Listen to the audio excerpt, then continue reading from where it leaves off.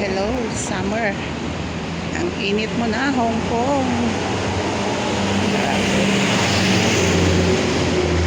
Ano?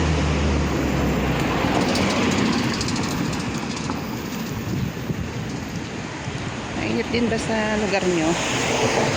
Ang degrees ba ngayon dito sa Hong Kong? Mainit din ba sa Pinas? Oh, tignan nyo naman. Tirik na tirik ang araw. Ito tayong market. Ang init. My gosh.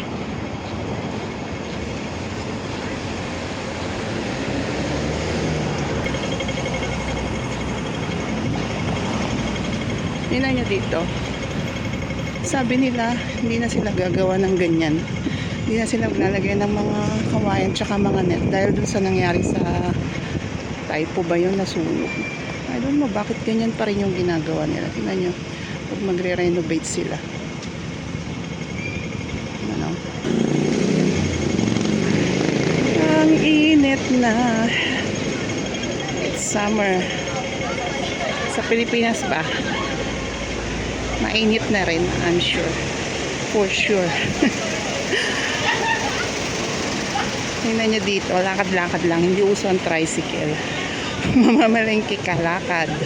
Pauwi, lakad. Sa Pilipinas, kahit malapit lang, nagta-tricycle tayo. Nagmumotor. Dito sana yung mga tao, puro lakad. Ito tayong market.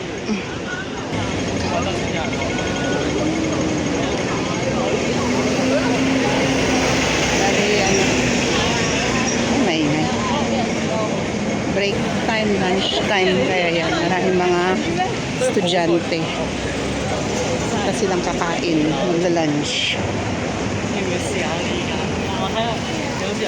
Oh, so hot na.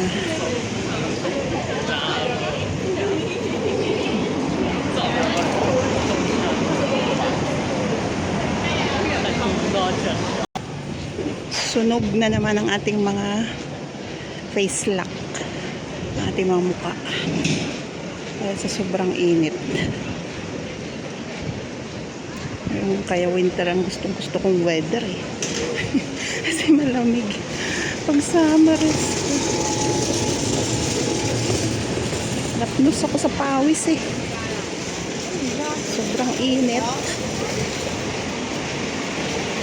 Tingnan nyo, lalakad lang dito papunta ng palengke. Sa Pilipinas ito, nag-tricycle ka na, di kaya sumakay ka na ng motor.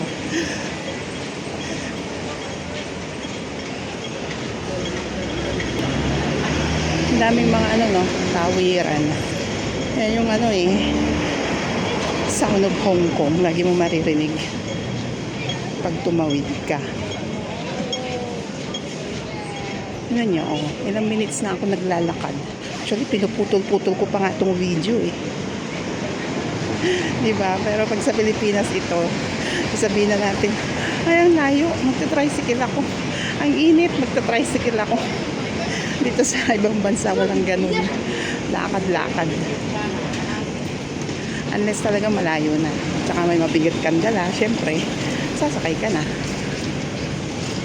Ito yung market dito sa Colon City. O, tingnan nyo, laki. Mula doon, hanggang dyan.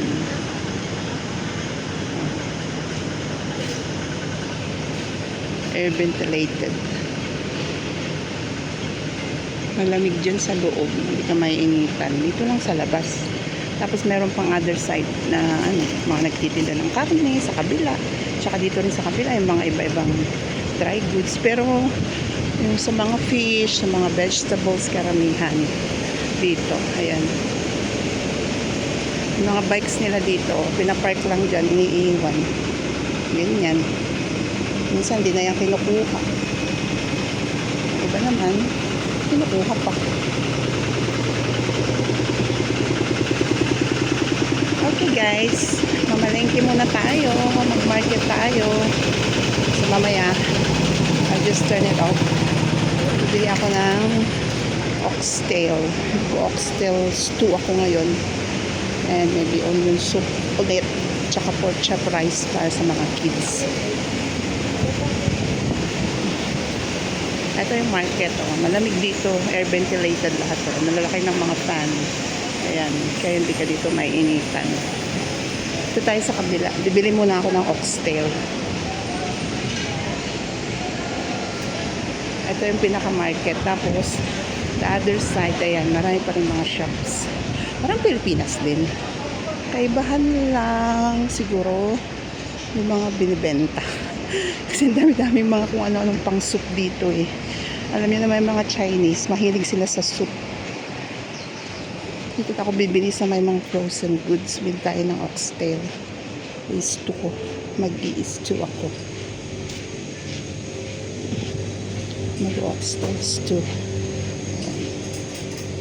Bibili akong dalawa. Ito yung oxtail. 39.2. Kaya lang siguro. Dalawa. Parang ma-fats naman ito. Bayaran na lang.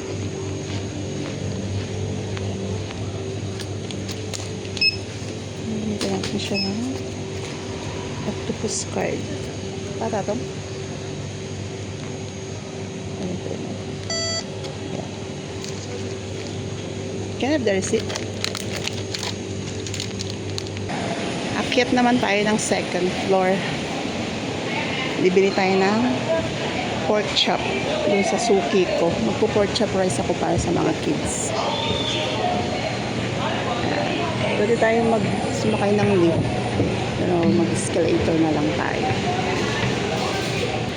Ito yung second floor. Hinintay na ako ni Cheche. Ni suki ko. Bibili ako ng pork. Hindi ako bumibili sa kanya eh. Cheche na pork chop. Yeah. With bone. Too small. Kailangan ko ng dalawang pork chop na maliit. Hello. So, para sa mga kids. Ano na pa nakakainin ko naman. Two only, Cheche. Not so big. Not so big. Two only. Yeah.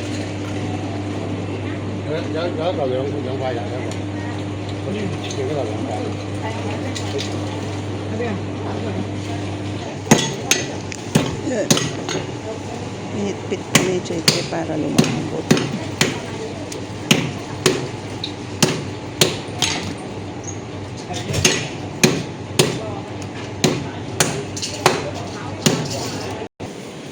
Dito naman yung isang binibilan ko ng mga gulay.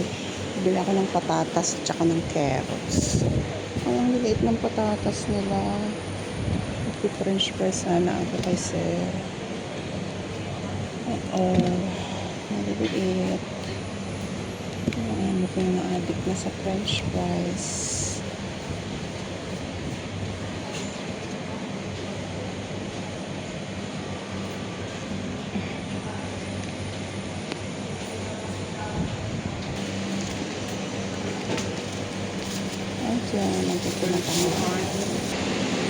Okay, tapos na tayong mamalengke.